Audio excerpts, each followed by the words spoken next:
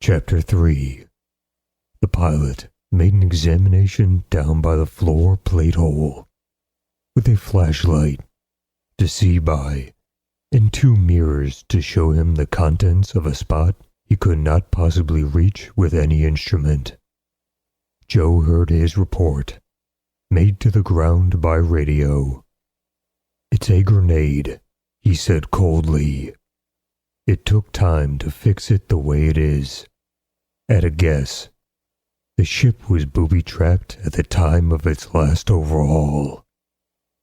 But it was arranged that the booby-trap had to be set, the trigger cocked, by somebody doing something very simple at a different place and later on.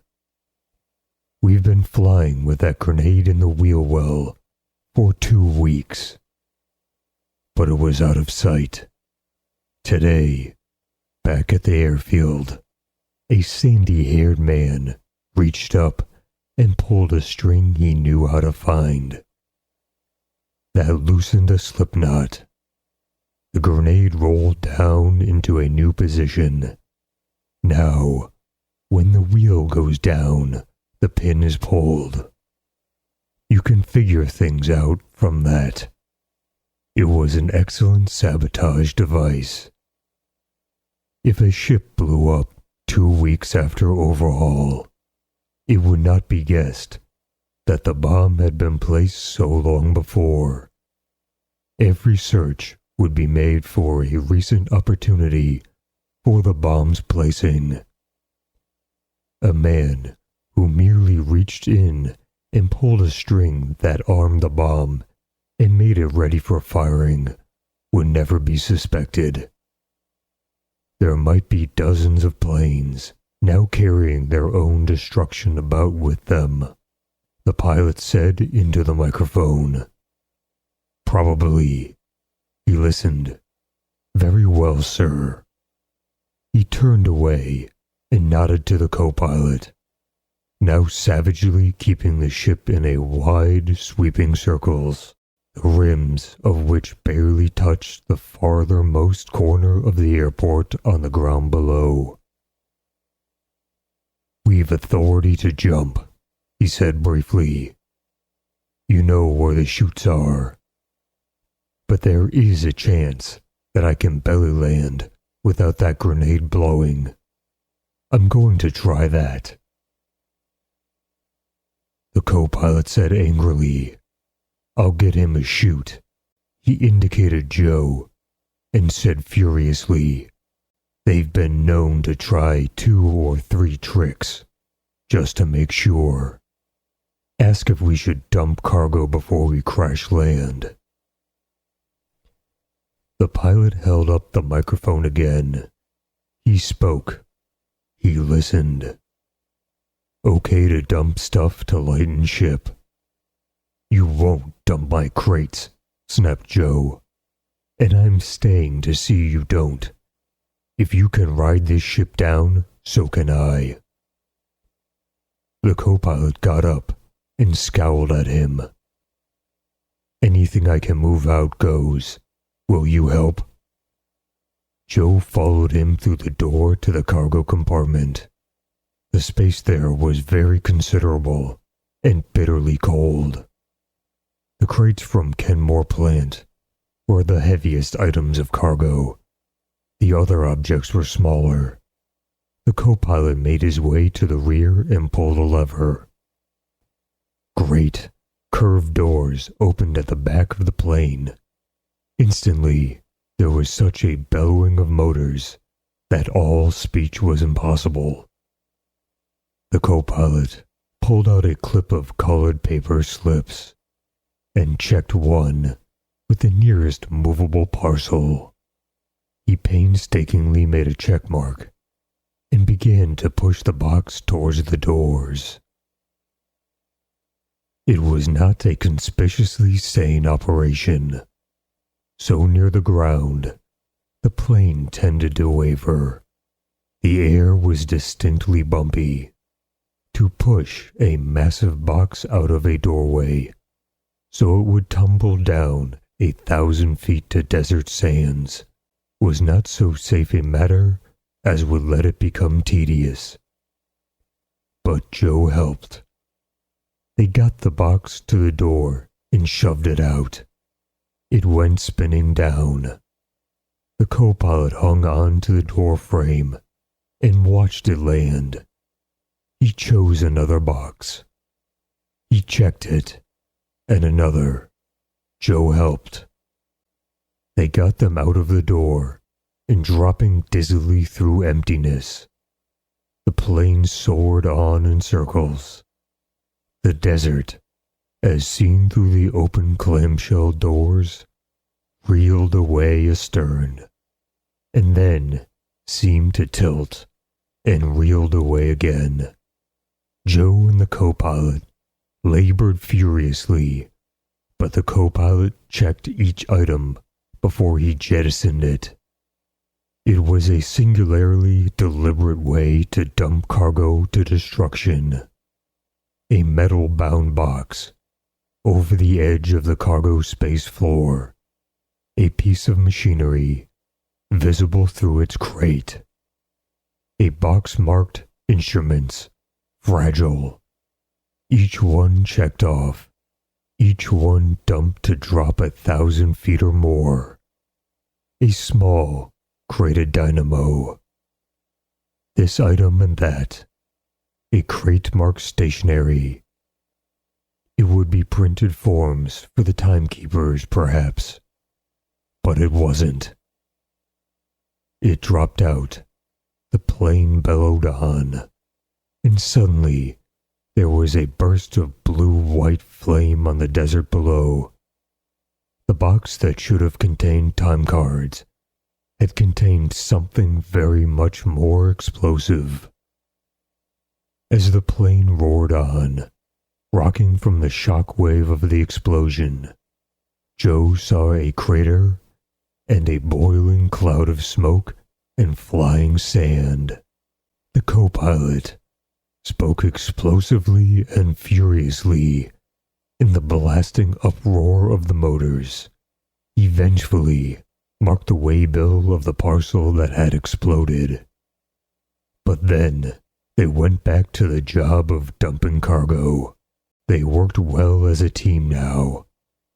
In no more than minutes, everything was out except the 4 crates that were the gyros. The co-pilot regarded them dourly, and Joe clenched his fists. The co-pilot closed the clamshell doors, and it became possible to hear oneself think again. "The ship's lighter, anyhow," reported the co-pilot back to the cabin. "Tell him this is what exploded." The pilot took the slip.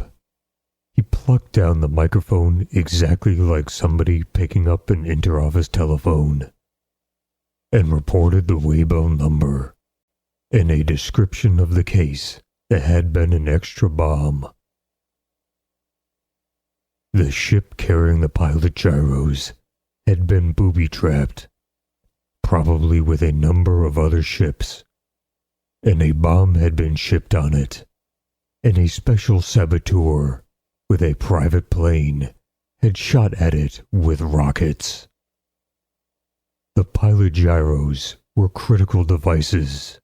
They had to be on board the platform when it took off, and they took months to make and balance. There had been extra pains taken to prevent their arrival. "I'm dumping gas now," said the pilot into the microphone, and then coming in for a belly landing. The ship flew straight away. It flew more lightly, and it bounced a little. When gas is dumped, one has to slow to not more than 175 knots and fly level. Then one is supposed to fly 5 minutes after dumping, with the chutes in the drain position. And even then, there is 45 minutes of flying fuel still in the tanks. The ship swept around and headed back for the now far distant field. It went slowly lower and lower and lower, until it seemed to barely skim in the minor irregularities in the ground. And low like this, the effect of speed was terrific. The co-pilot thought of something. Quickly, he went back to the cargo space. He returned with an armful of blankets. He dumped them on the floor.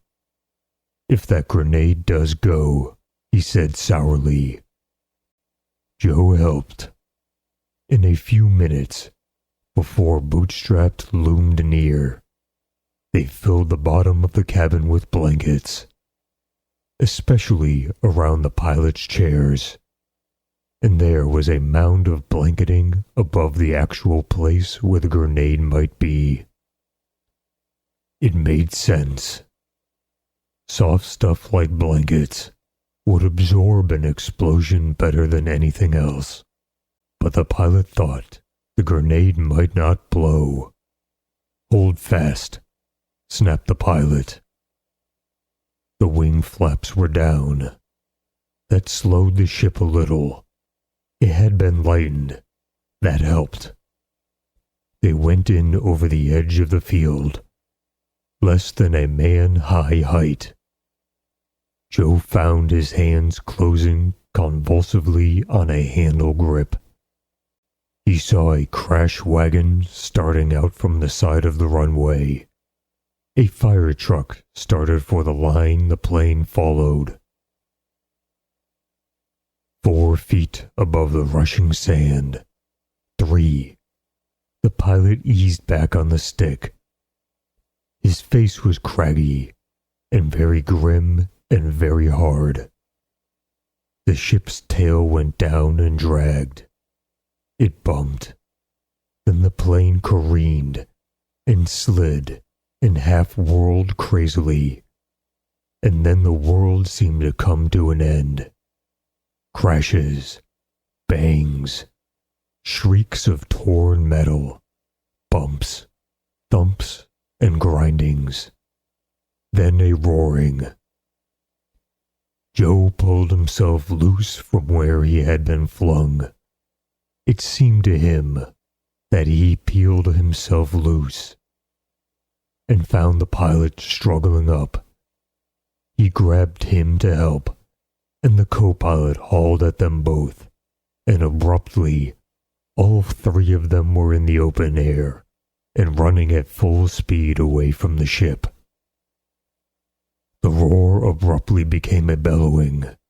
There was an explosion. Flames sprouted everywhere. The 3 men ran stumblingly. But even as they ran, the co-pilot swore. "We left something," he panted. Joe heard a crescendo of booming, crackling noises behind. Something else exploded dully, but he should be far enough away by now.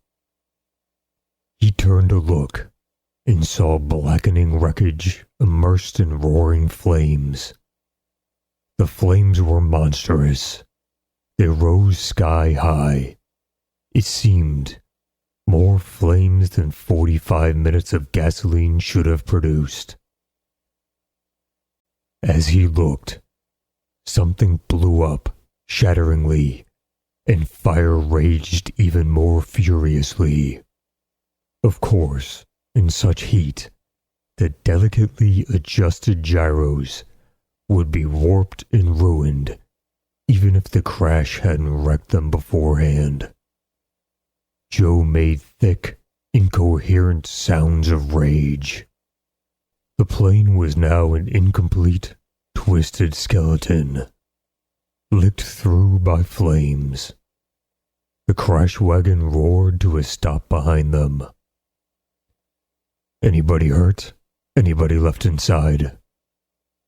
Joe shook his head, unable to speak for despairing rage. The fog wagon roared up, already spouting mist from its nozzles.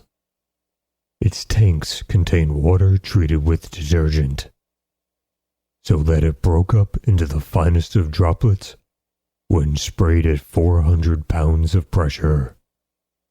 It drenched the burning wreck with heavy mist, in which a man would drown. No fire could possibly sustain itself. In seconds, it seemed there were only steam and white vapor, and flames of smoldering substances that gradually lessened.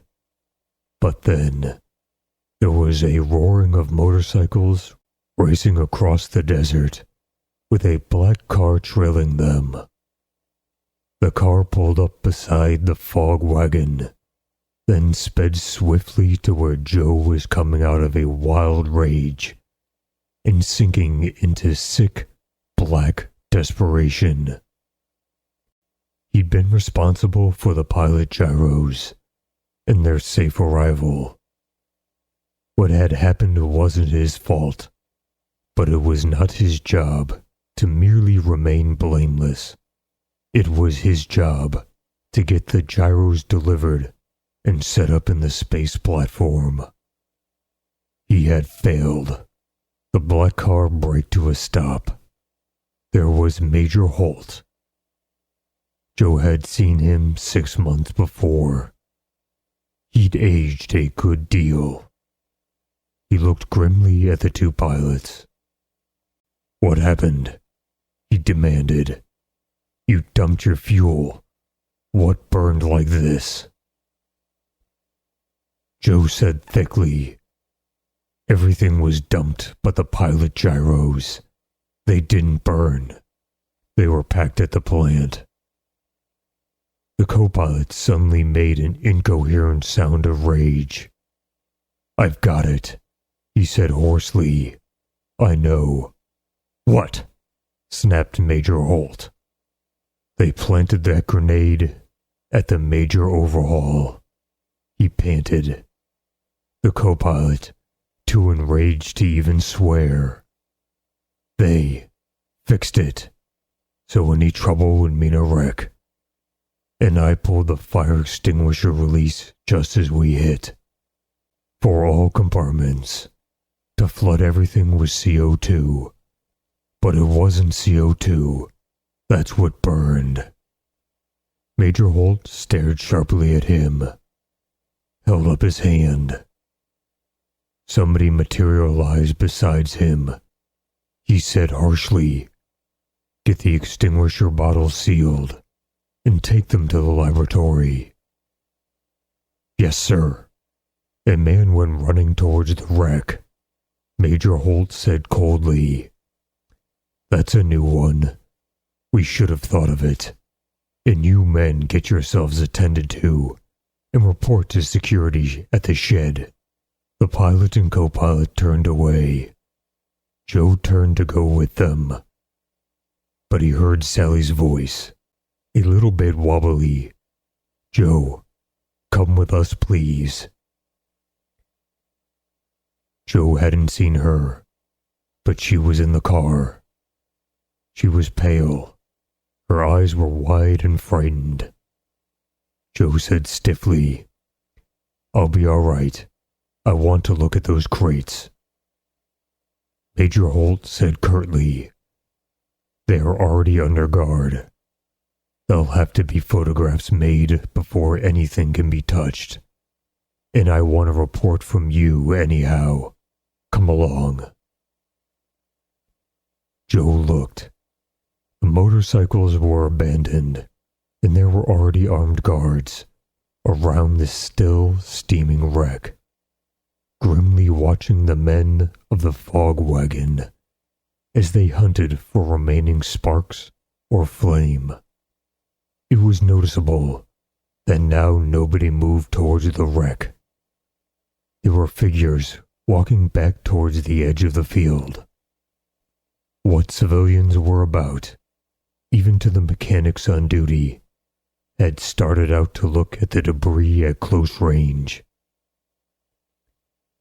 But the guards were on the job. Nobody could approach. The onlookers went back to their proper places. "Please, Joe," said Sally shakily. Joe drearily got into the car. The instant he seated himself, it was in motion again. It went plunging back across the field and out the entrance. Its horn blared, and it went streaking towards the town and abruptly turned to the left. In seconds, it was on a broad white highway that left the town behind and led towards the emptiness of the desert, but not quite emptiness. Far, far away, there was a great half-globe rising against the horizon.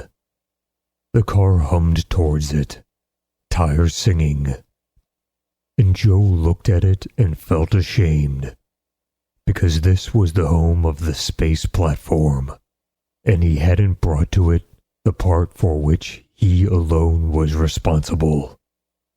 Sally moistened her lips. She brought out a small box. She opened it. There were bandages and bottles. "I've a first aid kit, Joe," she said shakily. "You're burned. Let me fix the worst ones anyhow." Joe looked at himself. One coat sleeve was burned to charcoal. His hair was singed on one side. A trouser leg was burned off around the ankle. When he noticed, his burns hurt. Major Holt watched her spread a salve on the scorched skin. He showed no emotion whatsoever. "Tell me what happened," he commanded. "All of it."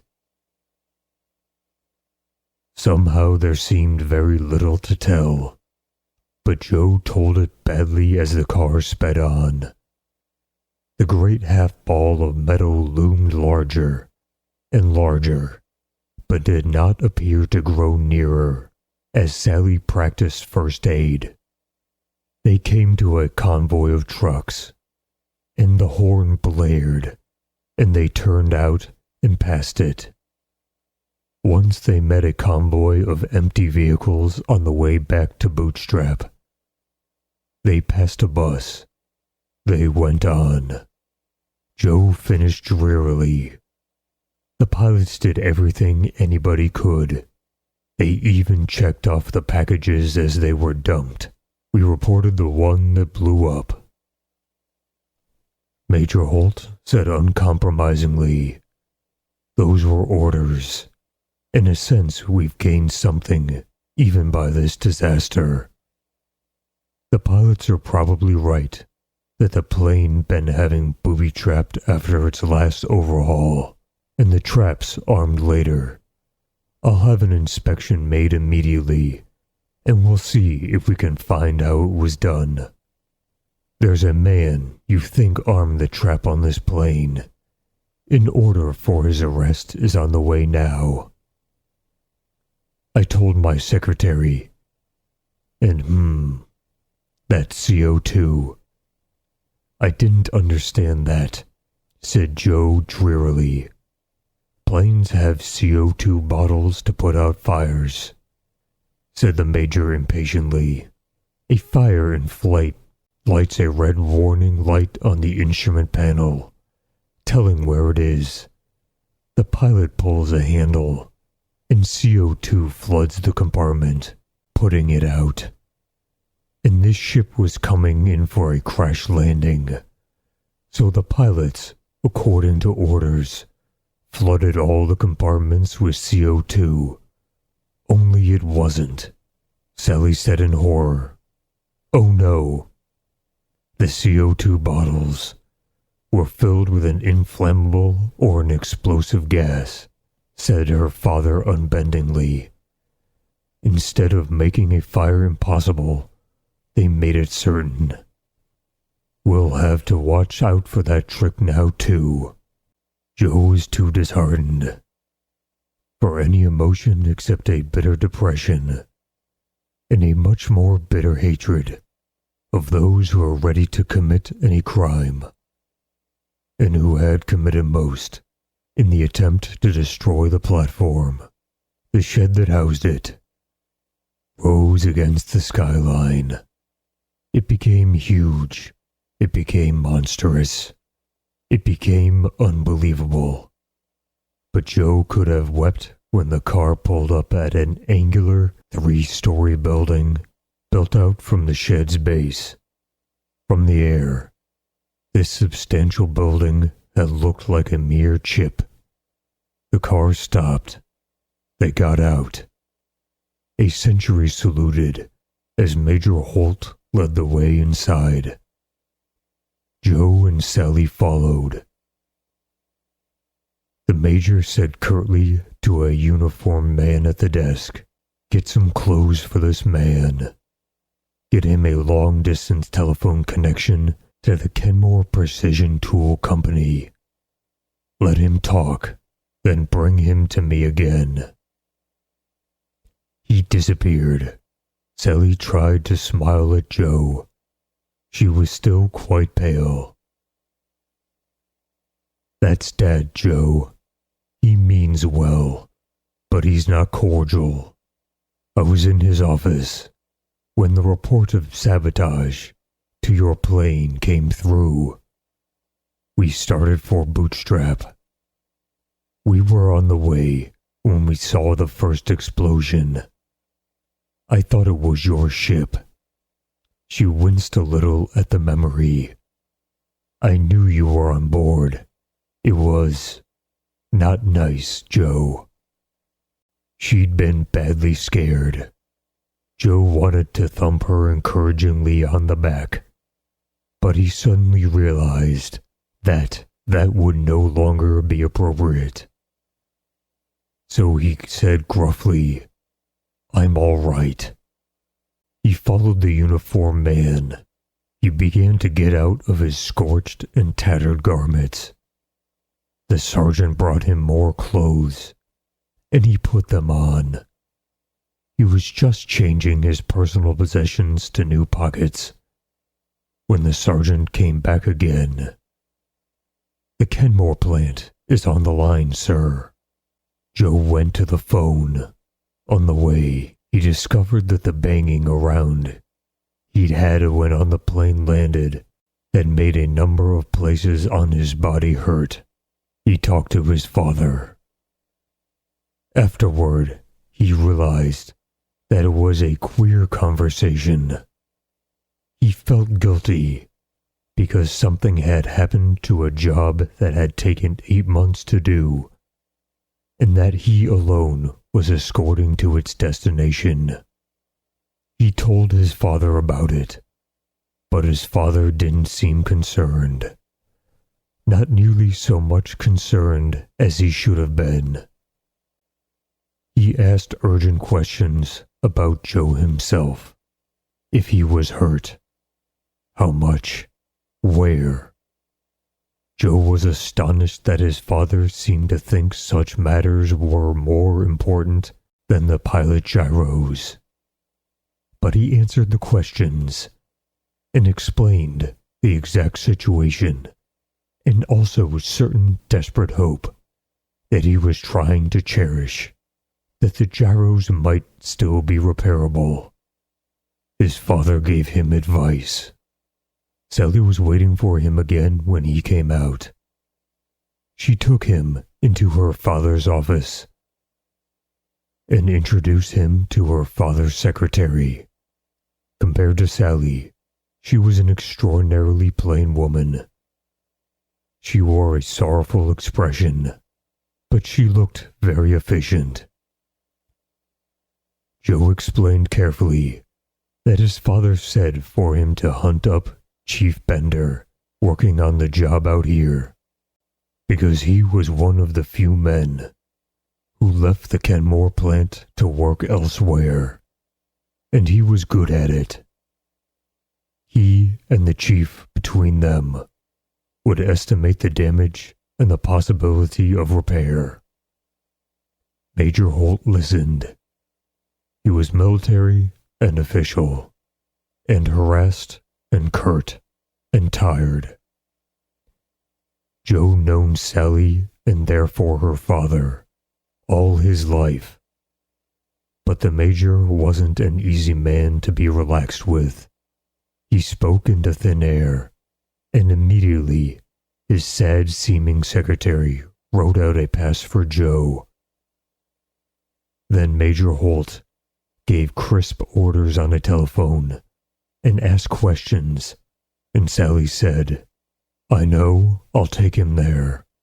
I know my way around." Her father's expression did not change. He simply included Sally in his orders on the phone.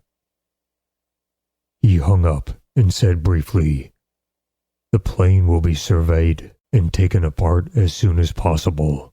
By the time you find your man, you can probably examine the crates. I'll have you cleared for it." His secretary reached into a drawer for order forms to fill out and hand him to sign. Sally tugged at Joe's arm. They left. Outside, she said, "There's no use arguing with my father, Joe. He has a terrible job. And it's on his mind all the time. He hates being a security officer, too.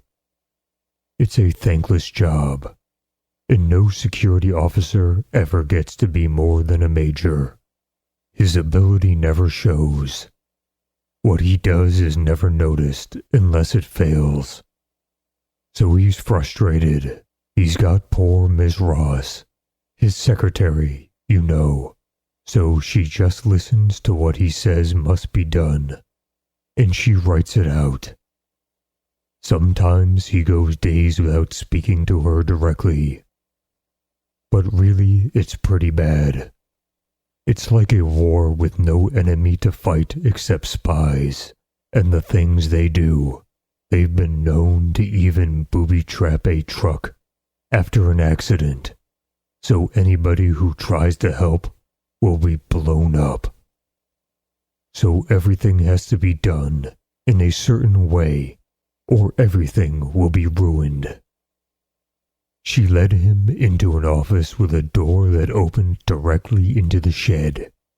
In spite of his bitterness, Joe was morosely impatient to see inside. But Sally had to identify him formally as the Joe Kenmore who was the subject of her father's orders, and his fingerprints had to be taken, and somebody had him stand for a moment before an X-ray screen. Then she led him through the door, and he was in the shed where the space platform was under construction. It was a vast cavern of metal sheathing and spidery girders, filled with sound and detail. It took him seconds to begin to absorb what he saw and heard. The shed was 500 feet high in the middle, and was all clear space without a single column or interruption. There were arc lamps burning about its edges, and high up somewhere there were strips of glass which let in pale light. All of it resounded with many noises and clanging echoes. There were rivet guns at work, and there were grumblings of motor trucks moving about, and the oddly harsh roar of welding torches.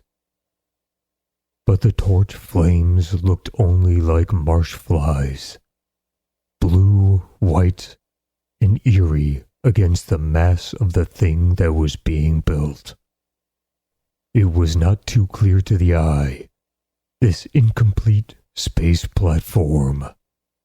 There seemed to be a sort of mist, a glamour about it, which was partially a veiling mass of scaffolding. But Joe gazed at it with an emotion that blotted out even his aching disappointment and feeling of shame. It was gigantic, It had the dimensions of an ocean liner. It was strangely shaped, partially obscured by the fragile-seeming framework about it. There was a bright plating in swelling curves, and the plating reached up irregularly and followed a peculiar pattern. And above the plating, there were girders, themselves shining brightly in the light of many arc lamps, and they rose up and up towards the roof of the shed itself. The platform was ungainly, and it was huge, and it rested under a hollow metal half-globe that could have doubled for a sky. It was more than 300 feet high itself, and there were men working on the bare, bright beams of its uppermost parts. And the men were specks. The far-off side of the shed's floor had other men on it, and they were merely jerkily moving motes. You couldn't see their legs as they walked. The shed and the platform were monstrous. Joe felt Sally's eyes upon him. Somehow they looked proud. He took a deep breath. She said, "Come on." They walked across the acres of floor, neatly paved with shining wooden blocks. They moved towards the thing that was to take mankind's first step towards the stars. As they walked centerward, a big 16-wheel truck and trailer outfit backed out of an opening under the lacy haze of the scaffold. It turned clumsily and carefully circled the scaffolding and moved towards a side wall of the shed. A section of the wall, it seemed, as small as a rabbit hole, lifted inward like a flap, and the 16-wheeler trundled out into the blazing sunlight. 4 other trucks scurried out after it. Other trucks came in. The sidewall section closed. There was the smell of engine fumes and hot metal, and the ozone from electric sparks. There was that indescribable smell a man can get homesick for, of metal being worked by men. Joe walked like someone in a dream, with Sally satisfiedly silent beside him, until the scaffolds, which had looked like veiling, became latticework, and he saw openings. They walked into one such tunnel. The bulk of the platform above them loomed overhead with a crushing menace. There were trucks rumbling all around, underneath here in this maze of scaffold columns. Some carried ready-loaded cages, waiting to be snatched up by hoists. Crane grips came down and snapped fast on the cages and lifted them up and out of sight. There was a diesel running somewhere, and a man stood and stared skyward and made motions with his hands, and the diesel adjusted its running to his signals. Then some empty cages came down and landed in a waiting truck body with a loud clanking noise. Somebody cast off the hooks, and the trucks grumbled and drove away. Sally spoke to a preoccupied man in shirt sleeves, with a badge on an armband near his shoulder. He looked carefully at the passes she carried, using a flashlight to make sure. Then he led them to a shaft up which a hoist ran. It was very noisy here. A rivet gun banged away overhead, and the plates of the platform rang with the sound, and the echoes screeched. and to Joe, the bedlam was infinitely good to hear. The man with the armband shouted into a telephone transmitter, and the hoist cage came down. Joe and Sally stepped on it. Joe took a firm grip on her shoulder, and the hoist shot upward. The hugeness of the shed and the platform grew even more apparent. As the hoist accelerated towards the roof, the flooring seemed to expand. Spidery scaffold beams dropped past them. There were things being built over by the side wall. Joe saw a crawling implant tow truck moving past those enigmatic objects. It was a tiny truck, no more than 4 feet high, with 12-inch wheels. It dragged behind it flat plates of metal with upturned forward edges. They slid over the floor like sledges. Cryptic loads were carried on those plates, and the tow truck stopped by massive steel piping being put together and began to unload the plates. Then the hoist slowed abruptly, and Sally winced a little. The hoist stopped. Here, 200 feet up, a welding crew worked on the skin of the platform. The plating curved in, and there was a wide, flat space parallel to the ground. There was also a great gaping hole beyond. Through girders rose roofward. Even yet, this was as high as the plating had gone. That opening, Joe guessed, would ultimately be the door of an airlock. And this flat surface was designed for a tender rocket to anchor by magnets. When a rocket came up from Earth with supplies or reliefs for the platform's crew, or with fuel to be stored for an exploring ship's later use, it would anchor here and then inch towards that doorway. There were 6 men in the welding crew. They should have been working, but 2 men battered savagely at each other, their tools thrown down. One was tall and lean, with a wrinkled face and an expression of intolerable fury. The other was squat and dark, with a look of desperation. A third man was in the act of putting down his welding torch. He'd carefully turned it off first, to try to interfere. Another man gaped. Still another was climbing up by the ladder from the scaffold level below. Joe put Sally's hand on the hoist upright, instinctively freeing himself for action. The lanky man lashed out a terrific roundhouse blow. It landed, but the stocky man bored in. Joe had an instant's clear sight of his face. It was not the face of a man enraged. It had the look of a man both desperate and despairing. Then the lanky man's foot slipped. He lost balance, and the stocky man's fist landed. The thin man reeled backwards.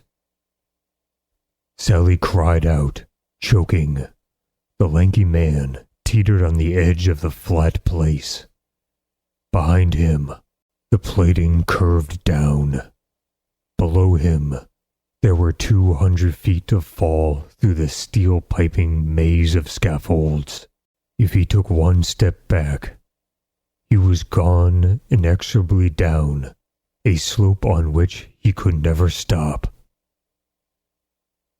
He took that step. The stocky man's face abruptly froze in horror. The lanky man stiffened convulsively. He couldn't stop. He knew it. He'd go back on and over the rounding edge and fall. he might touch the scaffolding. It would not stop him. It would merely set his body spinning crazily as it dropped and crashed again and again before it landed 200 feet below. It was a horror in slow motion. Watching the lean man stagger backwards to his death. Then Joe leaped.